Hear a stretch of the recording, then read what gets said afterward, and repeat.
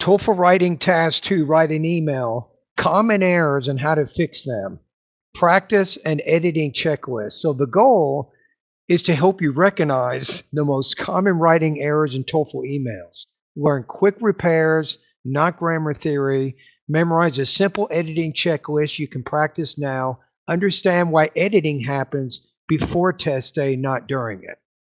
That's it. And this is Michael from BetterTOEFLScores.com. In TOEFL Writing Task 2, you only have 7 minutes.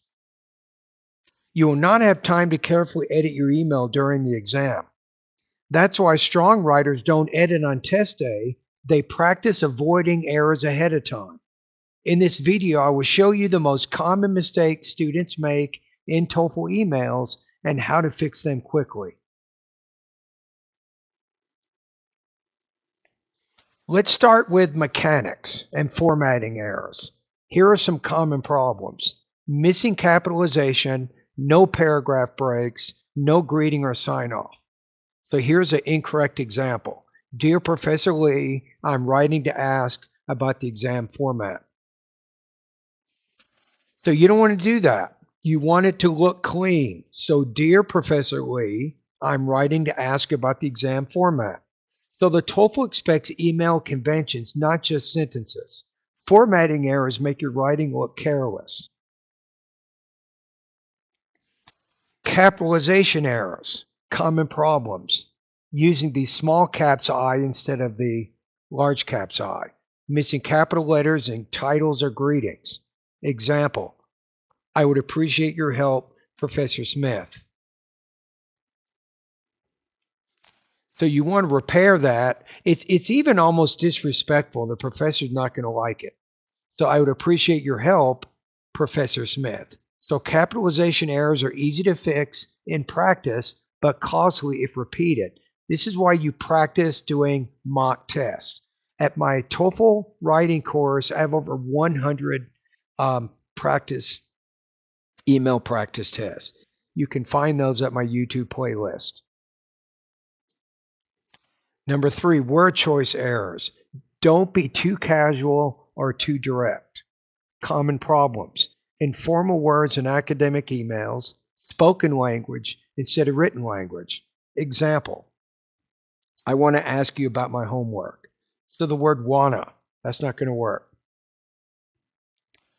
To repair it, you'll say, I would like to ask about the homework. TOEFL emails are polite and neutral, not conversational.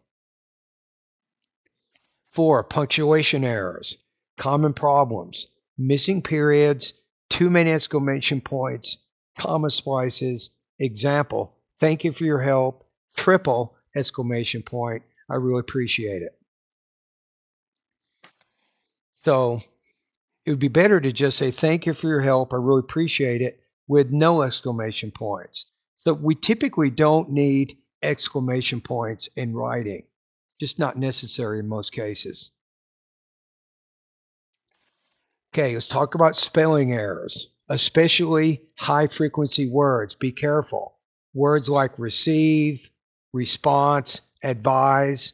So you don't have time to spell check during the exam. Practice writing common academic words correctly now. You got to get into the habit of writing clean, clear writing. If you practice doing it now, it'll be automatic when you get on the TOEFL exam. Common TOEFL email spelling errors. Here are more examples of words you want to be careful about. And here's even another list. Do not misspell any of these words. Sentence structure errors. Be careful of run-ons. For example, you'll see in the picture, there are no seats left. We had to stand in the back. You cannot join two independent clauses with a comma. That's a run-on. You could say there were no seats left, period. We had to stand in the back. So common problems, run-ons, I just showed you. Very long sentences with multiple ideas like this one. This is very cluttered. I'm writing about the exam because I reviewed the syllabus, but I'm still confused about the format and I wanted clarification. It's more clear to just say, I'm writing To ask about the exam format, I reviewed the syllabus, but I'm still unclear about one detail. So 2 clear sentences are better than 1 long sentence. Be careful of grammar errors, especially with verb tense and agreement. So a common problem, missing the S in the third person singular, or the wrong tense in request. Here's an example.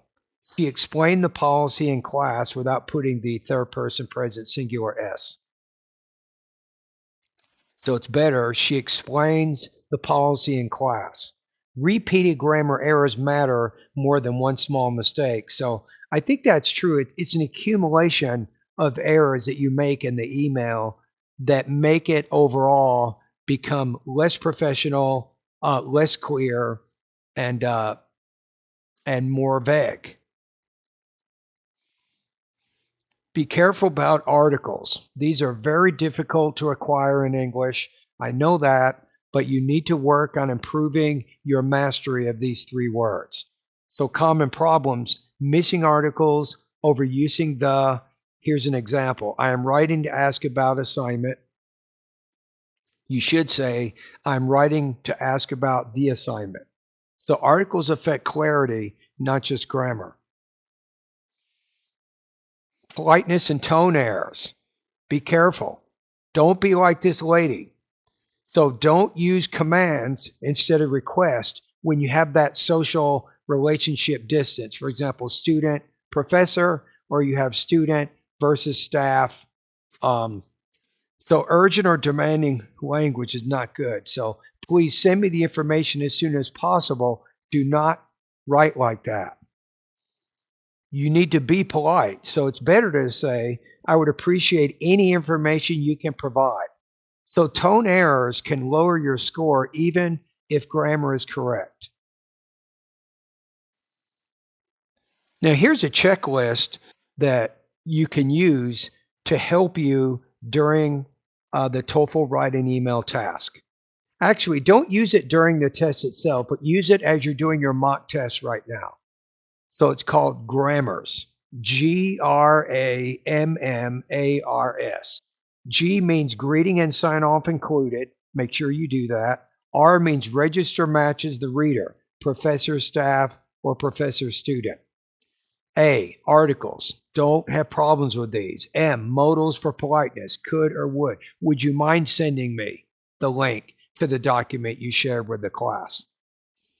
M, mechanics, capital letters and punctuation. A, agreement. Be careful about subject-verb agreement. R, run-ons, split long sentences. S, spelling, common words. Be careful. Remember the grammars. It's a good checklist that you can use as you do your mock practice right now.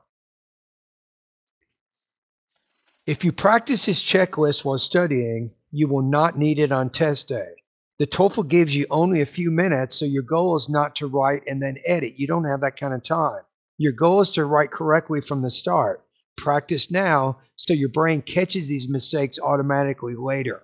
That's the key. Automaticity of language use. That's your goal.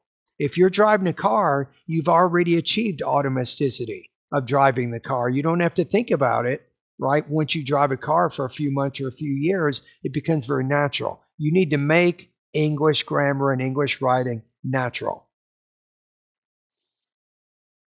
So on the TOEFL, you don't edit to fix mistakes. You edit now so you don't make them later. Practice writing clean, clear emails, and your score will reflect it. Thank you for watching my video. If you want feedback on real TOEFL style emails, check out my writing course 2026 and my speaking writing feedback service at bettertoeflscores.com. So I'll tell you about the writing course. The writing course, it takes the TOEFL writing section, unscramble a sentence, write an email, and write an academic discussion post. It has about 15 different videos to help you get through that writing section and get a really high score. And it also has a lot of practice tests that you can use. And then my speaking and writing feedback service is if you're doing Let's say with speaking, you're practicing some of the interview questions and you want me to evaluate your speaking. I can listen for delivery. I can listen for language use. I can also listen for topic development to tell you what your score is right now, why, and how you can get better. My goal is to help you become a proficient writer and speaker of academic English.